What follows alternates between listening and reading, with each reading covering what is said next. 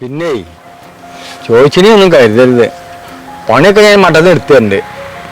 ഒരു 8000 റുപ്യ വായ്പായിട്ട് തരണം. അതെന്താടാ എനിക്ക് ഇത്ര വലിയ അർജന്റ്? സംഗതി വലിയ ഗൗരവമുള്ള കാര്യമൊന്നുമല്ല. എൻ്റെ പേരക്കുട്ടിയൊക്കെ നാലാൾക്ക് ടൂറ് പോകാനാണ്. അപ്പം അതിനിപ്പോൾ ഞാൻ ഈ അന്നാണ് പണിയെടുത്തിട്ട് ഇപ്പോൾ ഒപ്പിച്ച് വെക്കൂല. അതപ്പോൾ ഞാൻ അങ്ങോട്ട് മുൻകൂർ ചോദിച്ചത്. ഞാൻ കുറെ ഒഴിഞ്ഞു മാറാൻ നോക്കി. പേരക്കുട്ടികൾ വരണ്ടേ? എനിക്കിപ്പോ അങ്ങനെ ഒഴിഞ്ഞു മാറാൻ പറ്റുന്നില്ലല്ലോ.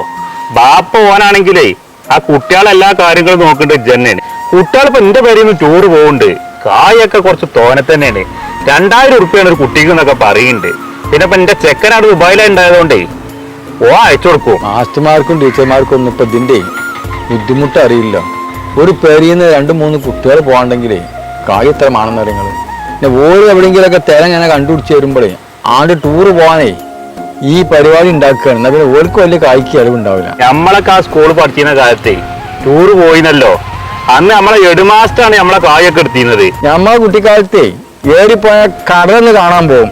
ഇപ്പൊ അങ്ങനല്ല, 1-2 ദിവസമാണ് ഇപ്പത്തെ ടൂറ്. 2-3 ദിവസമൊക്കെ ടൂറ് പോലെ രസമൊക്കെ തന്നെയാണ്. ചിക്കിളി നല്ലോ മാണം. അന്നെ പോലെ കായില്ലാത്തവർക്കൊക്കെ ഇറങ്ങാറ് തന്നെയാണ്. 4-5 പേരക്കുട്ടികളെ പറഞ്ഞേക്കല് വലിയൊരു ബുദ്ധിമുട്ട് തന്നെയാണ്. നമ്മളെ ഈ ടീച്ചർമാരും മാസ്റ്റർമാരൊക്കെ ഈ കാര്യങ്ങളൊന്ന് കണ്ടറിയണം എന്നാണ് എൻ്റെ അഭിപ്രായം.